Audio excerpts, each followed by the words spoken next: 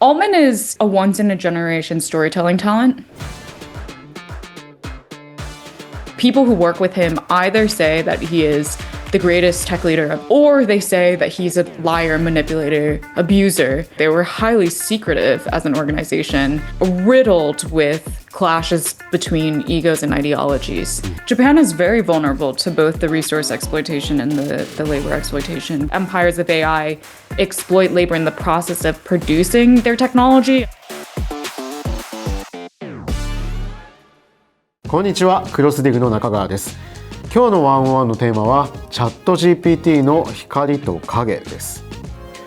AI スタートアップ OpenAI が生み出したチャット GPT はまるで晴天の霹靂かのように登場しましたけれども、実はそれまでに7年にわたるこの OpenAI という会社の劇的な変遷がありました。そしてこのチャット GPT によって OpenAI は AI 界の頂点に立ちます。そして生成 AI という技術が世界を席巻するわけですが、同時に多くのコストも生み出しました。OpenAI を創業初期から取材してきたアメリカのジャーナリストカレン・ハオさんはそう指摘します。今年5月、カレンさんはこの Empire of AI という本を出版しました。アメリカでは瞬く間に注目のベストセラーになっています。OpenAI と CEO のサム・アルトマンの本当の姿、そして彼らが熱中する汎用人工知能 AGI について今日はカレンさんにオンラインで話を聞きたいと思います。Okay, so joining us here, Karen Hao, the author of Empire of AI. It's great to have you here. Thank you so much for having me. Yeah, so you're joining from Hong Kong today? That's right. So are you based in Hong Kong right now, not the US anymore? Yeah, that's right. I am currently based in Hong Kong. Okay. So congrats on the book. Before we get into the details, it's been a month since you published. So what were the reactions to your book so far? Yeah, I've been quite grateful that it's been a largely positive reception, and I think people are really excited about both the reporting that's in the book, telling the inside story of the company, OpenAI, as well as the argument that I make that we need to understand companies like OpenAI as new forms of empire. There are some people who don't take to the argument but still really appreciate the reporting, but I've been really grateful that it's the reception that I had hoped for. Okay. Oh, yeah, that's great to hear that. So are you also talking to Japanese publishers to bring it in here? Yeah, I have. It was actually the Japanese edition was the first foreign edition that we signed, so it'll be publishing early next year. Oh, early next year. Okay. I look forward to seeing it. So today I would like to divide the interview into 3 segments. And the one is the core of Empire of AI and OpenAI's transformation. So I'm going to ask how you got into AI reporting and covering OpenAI, and have you seen the company changing over time? So that's first. And second one is the hidden cost of the AI empire. So ask you walk us through what you wrote about the cost behind the large AI models. So third one is a call for AI governance. That's also what you wrote. The importance of AI governance with a wider concentration of the power in AI is happening. So we'll dive deeper on that. That sounds great. Yeah. So the first part, the core of Empire of AI. The first I want to ask you that you earned a degree of mechanical engineering at MIT. But you got into journalism and especially AI reporting. And you're one of the reporters who has been covering OpenAI from very early days. So could you quickly walk us through how all that happened? Yeah. So I studied mechanical engineering because I was very interested in understanding how to use technology as a tool for social change. At the time, I was quite interested in environmental issues, and I thought if we could develop technology products that facilitate shifts in consumer behavior, that would be one of the ways to mitigate the climate crisis. But quickly after graduating, I went to work in Silicon Valley, worked at a startup with a sustainability mission, and I realized that the Silicon Valley model of innovation is very much driven by building technologies that generate profit, not necessarily building technologies in the public interest. And in fact, increasingly, it felt like it was ushering in technologies that were antithetical to the public interest.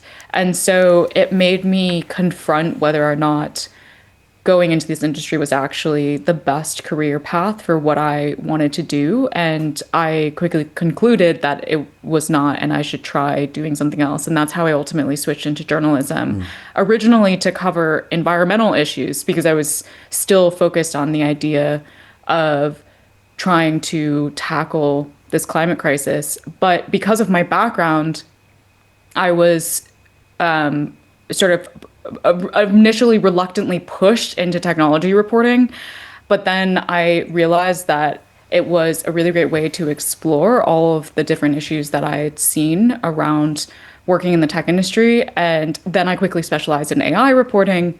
And it was at MIT Technology Review that I first started covering artificial intelligence. And Tech Review is a publication that is very much focused on cutting edge AI research and does not necessarily cover technologies once they are commercially viable. It's really that fundamental research coming out of academia or corporate labs. And so OpenAI came on my radar in 2018, and I started covering it in 2019 because I was looking for fundamental AI research labs, and OpenAI positioned itself as a fundamental AI research lab that had no intent for commercialization. And so I ended up being the first journalist by pure coincidence, really, to profile OpenAI and embed within the company for 3 days in August of 2019. So you found the company first. The company is sort of the fundamental, like not seeking profit, but you were like, that's it, like that's the AI lab that we need, or is that what you first thought? I was very curious to understand better whether or not OpenAI was going to be successful in accomplishing its stated mission, which was to develop AI without any for-profit constraints and focused on the public interest. And so when I initially approached the organization to profile them, I said, it seems like now is there were a series of changes that had been happening within OpenAI. It had just restructured to have a for-profit within the nonprofit, and Sam Altman had officially become the CEO. And I said, it seems like there are some changes that are happening with the organization, but that you have really thought carefully about wanting to retain your mission of building this technology in the public interest. So I'd like to understand that better and profile how you're doing that, because if this is a model for innovation in the public interest, we would want to highlight that and replicate that in other places around the world. And they liked that idea, and that was part of the reason why they invited me to embed within the organization. So I did come with a curiosity and an open mind of maybe we have really found an organization that has found the way to walk the fine line between needing to raise money and also needing to build technology for the public benefit. But unfortunately, after embedding for 3 days and then doing extensive other interviews outside my time within the company, but still with other employees, I discovered that OpenAI was actually essentially just the same as any other Silicon Valley company. So it started as nonprofit with the bold mission and to ensure the transparency of research at first. But how did you see all the changes happen inside the company? The first change that signaled something was shifting was walking back on that transparency, that promise for transparency. So they originally said they would open source all of their research. And then in early 2019, they decided to withhold a model. And that model was GPT-2, 2 generations before ChatGPT. And at the time, their arguments publicly for why they were withholding the model just didn't quite add up. And there was actually a lot of backlash against OpenAI from the scientific community because of the way that they handled this particular withholding of research. And so they ultimately then reversed their decision and they released the model. But it was an important signal that they were no longer being that transparent. And then once I embedded within the company, I discovered that actually not only were they not that transparent, they were highly secretive as an organization. They didn't want people to know what they were working on, even though they explicitly said that they would always communicate what they were working on to the public and bring the public along this journey of AI development. And as I started doing more interviews, people confirmed to me, yes, in fact, this is one of the most secretive organizations that they've ever worked for. And that transition happened essentially shortly after Sam Altman joined the company. Okay. And after you reported after you profiled OpenAI on MIT Technology Review, they stopped talking to you for 3 years, right? So why do you think that happened? So they were very unhappy with the profile because I focused the profile ultimately on the disconnect that I saw between what OpenAI publicly stated it was doing to accumulate a lot of goodwill among the public and among policymakers and what was actually happening behind closed doors. And what I argued at the time was that this disconnect could potentially have consequences for the way that AI was introduced into the world, introduced into society. And they didn't like the fact that I had highlighted that disconnect. They thought that if they gave me access, that I would write a piece that adopted more of their company narrative. And ultimately, they decided, and this is a strategy that they've engaged with their entire history as a company. And anytime they do not like what a journalist has written, they bar that journalist from continuing to have access to the organization. So they switched over to working with other journalists instead. Okay. In your book, you wrote a lot about Sam Altman.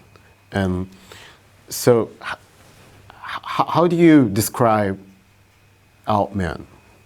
Altman is a once-in-a-generation storytelling talent. He's very, very good at telling compelling stories about the future in a way that makes investors want to buy into that future, put money down to back that future, and to get talent to commit to building that future with him. This is what makes him a remarkable fundraising talent and a recruiter, a really, really good recruiter. The thing that has remained true through Altman's career, though, is he is a very polarizing figure. People who work with him either say that he is the greatest tech leader of this current generation, the Steve Jobs of this generation, or they say that he's a liar, manipulator, abuser. And essentially what I realized as I was reporting out the people's perspectives on him is that their perspective really depends on what their values and their vision for the future is as well. So for people who align with Sam Altman's vision, they think that he is one of the best leaders ever because he's incredibly persuasive and he is the best asset you can have in getting that capital, getting that talent to move towards the vision that you agree with. But if you have a totally different vision of the future, then he becomes one of the greatest threats to achieving your version of the future because he will be persuasive enough to continue to take capital and talent away from what you want to build and towards what he wants to build. And he also has a loose relationship with the truth. So he tells different stories to different people depending on what he thinks they need to hear to motivate them towards where he wants them to go. And so kind of combined, all of this combined has led him to be both extremely successful against certain metrics as someone who has risen to the top of being the face of the generative AI revolution, and also someone that has his entire career been trailed by very, very loud detractors. So there was so much rivalry between the Sam Altman and Elon Musk, who was also co-founder of OpenAI. So the sort of the tension between them did that become sort of the tipping point to make OpenAI more like a for-profit or those kind of the organization? I don't think the rivalry between Altman and Musk was the tipping point for making OpenAI more of a for-profit, but certainly the rivalry has been an important pressure point throughout OpenAI's history, and especially in present day when Musk is trying to sue Altman and block OpenAI from ultimately fully converting from nonprofit to for-profit. And the origin of that rivalry is that Altman recruited Musk to OpenAI, to the idea of co-founding OpenAI together. And the way Musk tells it, he felt like Altman ultimately used him by saying the stories that Musk wanted to hear about what they could accomplish together in creating this fundamental AI research lab, how they could create a counter against for-profit AI development, how ultimately Musk could be incredibly helpful to the project by lending his name and his money to a really young upstart endeavor. And that when Musk lost utility to the project, that Altman then discarded him. This is Musk's version of the story. And so essentially the way that Musk feels is that he donated his name, he picked the name OpenAI in the first place, he donated a lot of money and got nothing out of it. And most importantly, lost control of a very consequential technology. And now he is trying to regain control with his own company, XAI, but OpenAI remains the leader both in consumer adoption, brand recognition, as compared to XAI. And so there's this longstanding beef. But both Musk and Altman actually, early on in the days of OpenAI, recognized that if they wanted to pursue the particular path of AI development that they chose, which is large-scale AI models trained on extraordinary amounts of data, trained on extraordinarily large supercomputers, that OpenAI would need to convert into a for-profit. So there have been emails opened up in the early days of OpenAI that show that Musk was just as on board as Altman was about converting OpenAI into a for-profit to be able to raise the necessary capital that they needed. But ultimately, when they tried to create the for-profit, they could not agree on who should be CEO. And it was Altman that ultimately convinced the other co-founders of OpenAI to pick him as CEO over Musk. And that's how Musk left and to this day feels burned by this whole process. So there's been power struggles from the early days in such a massive, in the company with such massive power. Yeah, so one of the things that I realized through the course of my reporting is that OpenAI's history has been riddled with clashes between egos and ideologies. And when you look at all of the executives that have ultimately left OpenAI, they have all done exactly the same thing, which is start a rival company that is in their image instead of in Altman's image. And the reason why they leave OpenAI is because they have fundamental personality disagreements and ideological differences about how to develop AI. So that includes Elon Musk leaving to start XAI, Dario Amodei leaving to start Anthropic, Ilya Sutskever, the chief scientist, leaving to start Safe Superintelligence, and Mira Murati, the former chief technology officer, leaving to start Thinking Machines Lab.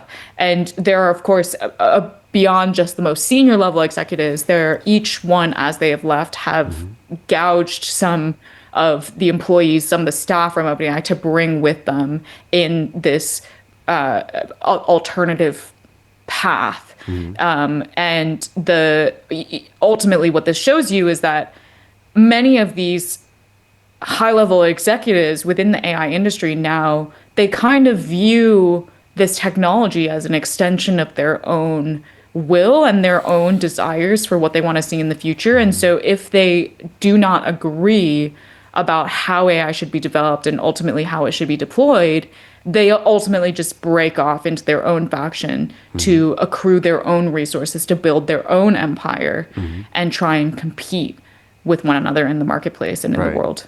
Yeah. So ultimately, what does the empire mean for you? The reason why I call my book Empire of AI is because I think there are, first of all, it acknowledges the fact that there's an extraordinary concentration of both political and economic leverage in these companies. And empires are political economic entities that monopolize power in the world. But there's also 4 features that I point to in the book that are parallels between empires of AI and empires of old. The first one is that empires lay claim to resources that are not their own. And we see empires of AI do this with the scraping of data on the internet and the use of intellectual property from artists, writers, and creators. And they try to justify this by saying, oh, those resources were actually always our own. It's in the public domain. It's fair use. The second feature is that empires will exploit a lot of labor. And that not only refers to the way that empires of AI exploit labor in the process of producing their technology. And I highlight stories of workers in Kenya, in Venezuela, that both OpenAI and other AI companies contracted to perform some of the most disturbing types of work that ultimately need to that they ultimately wanted to produce their technologies. But it refers to the fact that the technology itself is labor automating in and of itself. So OpenAI defines so-called artificial general intelligence as highly autonomous systems that outperform humans in most economically valuable work. So they quite explicitly articulate that they're trying to automate jobs away. And that in and of itself is going to erode workers' rights, erode their bargaining power, and exploit more labor in the future. The third feature of Empire is that they monopolize knowledge production. So in the last 10 years, we've seen the AI industry is able to give out compensation packages that can easily cross over $1 million for AI researchers. And so most AI researchers have shifted from working for universities and independent research institutions to working for these companies. And the effect on AI research would be what you would imagine the effect would be if most climate scientists were bankrolled by oil and gas companies. You would assume that the research coming out would not accurately represent the climate crisis. And that's essentially what has happened with AI research. It does not accurately represent how this technology works and what the limitations are anymore, because things that are inconvenient to these companies get censored.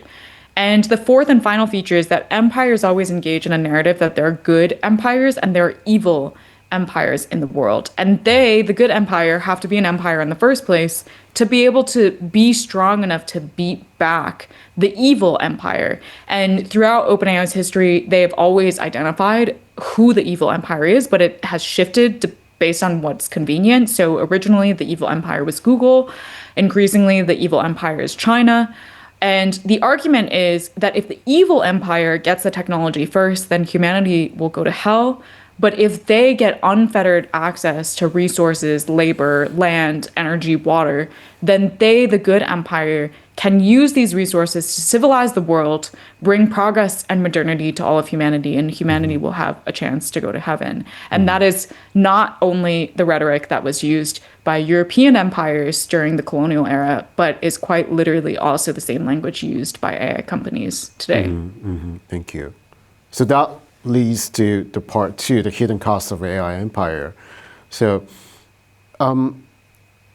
as you wrote in the book, you flew to Kenya and Chile to see how the AI, what the hidden costs of AI are. So, what struck you the most when you cover those areas? You know, one of the things that struck me, one of the reasons why I decided to take those trips is because you do not fully see the logic of empire until you are on the ground with these communities. And that's when it becomes irrefutable that this really is an empire. Because when I was with the Kenyan workers, these were workers that OpenAI contracted to perform content moderation, essentially, for what would ultimately become ChatGPT. And they suffered the same consequences that content moderators of the social media era suffered. They ended up completely traumatized. Their mental health was broken down. The people who depended on them and their families and their communities were also affected by losing a critical member of their community. So I highlight this one man, Mo Fadokinye, who I met, who he was on the sexual content team for OpenAI, which meant that he was reading through reams of the worst sexual content on the internet, as well as AI generated content that OpenAI was prompting models to imagine the worst sexual content on the internet. And he then had to categorize this into a detailed hierarchy of sexual content, the benign sexual content that involved abuse and therefore should be categorized as higher severity, and sexual content that involved abuse of minors, which was the highest severity. And through that process, he completely changed as a person. He was originally extroverted, became very, very introverted and withdrawn in on himself. And he couldn't explain to his wife and to his stepdaughter, her daughter from a different relationship, what was actually happening, because he didn't know how to say to them that he read sex content all day for his job. That sounded not like a real job. It sounded like a very shameful job. And so one day his wife asked him, I would like fish for dinner. And he went out and bought 3 fish, one for him, one for her, one for the stepdaughter. And by the time he came back home, all of their stuff, all of their belongings had been packed up and they had left. And she texted him, I don't understand the man you've become anymore. We're not coming back. And when you start to sit with the impact that this technology production is having on the most vulnerable people in society, and on top of that, for this devastating impact, he was paid a few dollars an hour, while OpenAI researchers sitting within the company were being paid $1 million compensation packages or more annually. That's when you start to realize the logic of empire, because it is philosophically, there is no rationalization for this treatment, dehumanization of some people in the world, other than an ideological one of empire, that there are certain people born to be superior and others that are born to be inferior, and therefore the superior people have the right to subjugate those people in the world. And I felt the very same thing when I was in Chile. And in fact, I was embedding with Chilean water activists who were fighting against data centers being built by these companies to train and deploy their AI models. And the Chilean activists said themselves, before I ever mentioned the word empire, they were like, in order to understand our story today, you have to understand our history. And the fact that for centuries, our communities in Chile, the working class, the marginalized, the indigenous, it's our communities that have for centuries been asked to have our natural resources gouged out. We've been dispossessed repeatedly by higher powers in service of something that's never going to benefit us. And they said that is empire, like that they made that connection before I did. Okay. But the outsourcing the content moderation or data annotation jobs is not new in the tech industry. I guess the content, especially content moderation, happened on YouTube and Facebook and other social media. And I've seen a lot of reports about Asian people struggling with this, that like outsource from the company in the US. But is the difference is big between those and generative AI models development? Yeah, we're talking about a fundamentally different degree of scale with AI development versus with previous social media era companies. So if you look at Meta, which has spanned both the social media era and the generative AI era, just looking at the amount of data that they have needed to accumulate in order to train their AI models. Like in the social media era, they accrued around 4 million accounts worth of user data to power their ad targeting engine. And once they shifted into generative AI era, they were like, these 4 million user accounts of data, or sorry, 4 billion user accounts of data is not enough. It's not sufficient to train competitive generative AI models. And so they literally started talking about, should we just acquire Simon and Schuster? Should we look for other types of data elsewhere? Should we continue to scrape things off the internet? And eventually what they concluded was to not buy a publishing house, but to just torrent all of those books off of the dark web and continue to feed ever more data into their models. And so that is just one data point for understanding that the scale has jumped from social media era to generative AI era. And that also means the scale for the content moderation and the labor contracting workforce has jumped to meet that demand. And you can see that scale jump with data centers as well. So before, with data center development, we were not talking about a level of data center development that would actually strain the global grid in terms of electricity. Now we are. And there was a recent McKinsey report that projected that based on the current expansion of data centers and supercomputers, just to bolster the AI development and deployment, we would need to add 2 to 6 times the amount of energy consumed annually in the state of California, which is the 5th largest economy in the world, onto the global grid in the next 5 years. And most of that will be fossil fuels. And so we are reaching a fundamentally different tier of data consumption, data scraping, contract work, data center development, resource extraction, energy consumption than ever before.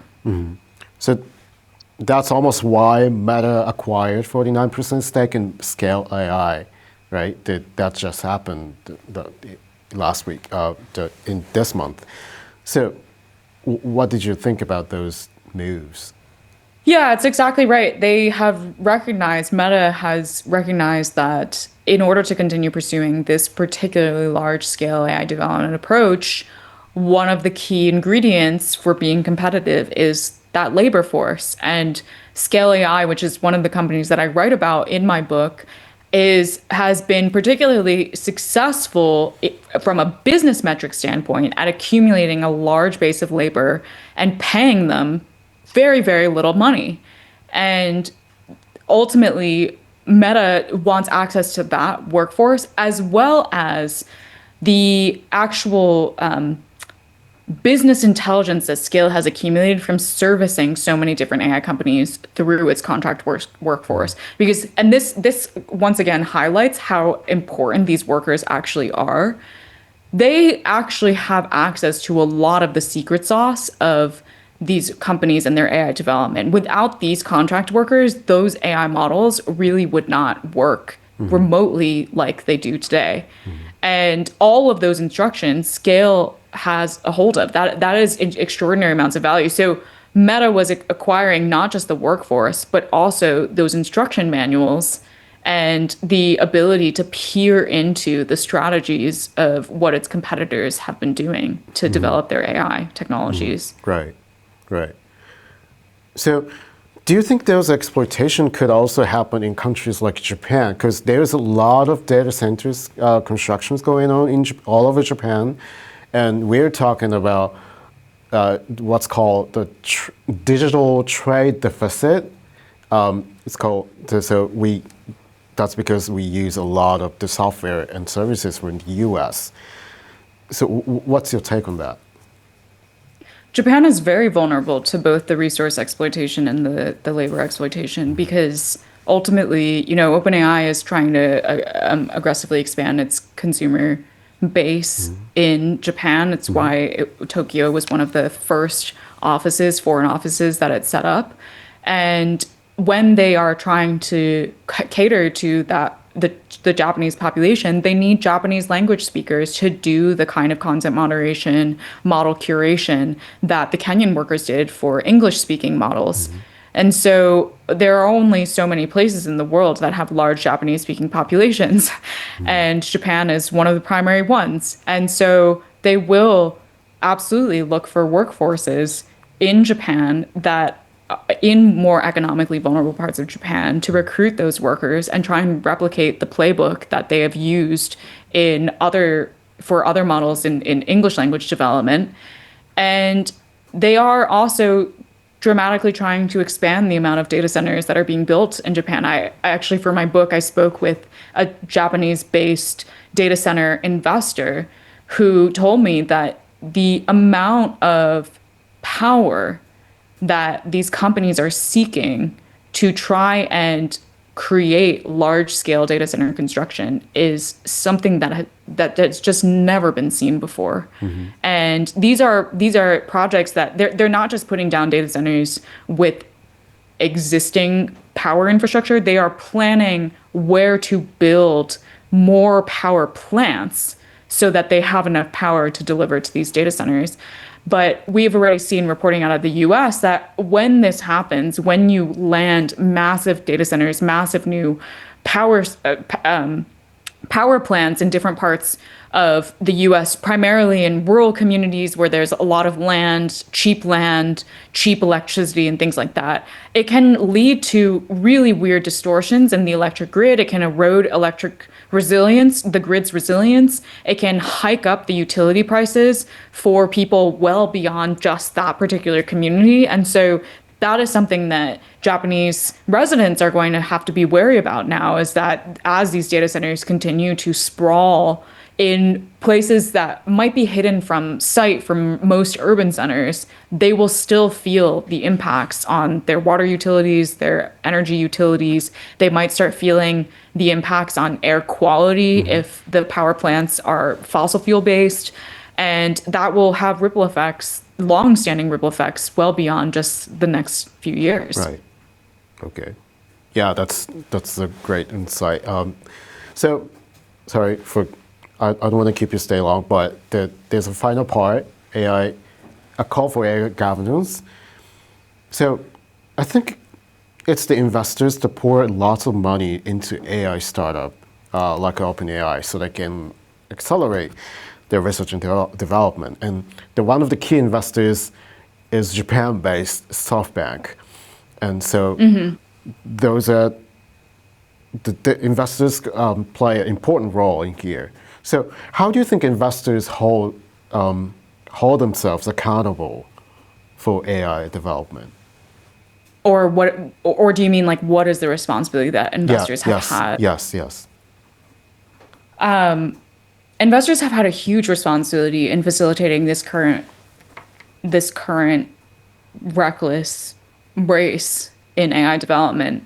And that is because many of the investors in the AI era are making bets that are not based on the sustainability of the business or financials of their investment, but on the idea that they might be able to cash out somewhere along the bubble before it bursts and earn back at least their investment.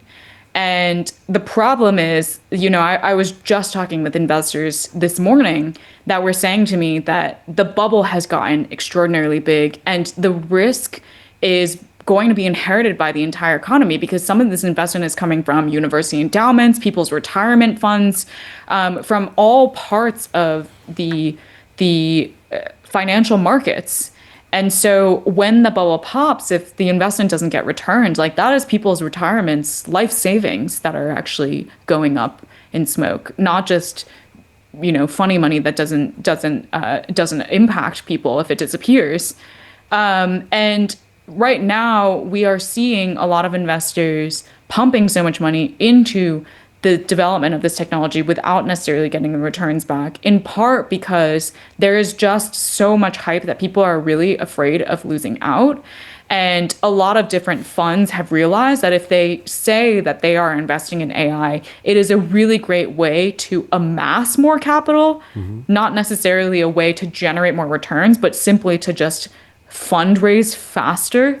And there are significant career risks for investors to go against the AI hype train. So there's like all of these different compounding factors that are leading investors to glom onto this investment without necessarily actually seeing smart financial, without actually seeing the math work out. And unfortunately, that has continued to perpetuate the bubble well beyond what is sound. And ultimately, if we want to shift towards other forms of AI development that are going to be more beneficial and less costly, we do need to redistribute the capital first and foremost to those other approaches. And so investors have to move to those other approaches and take bold action in moving to those other approaches in order to get there. Right. So final part is about AGI. Everyone's talking about AGI. Everyone says that AGI is a few years away, but the definition, as you wrote in the book, definition is really vague.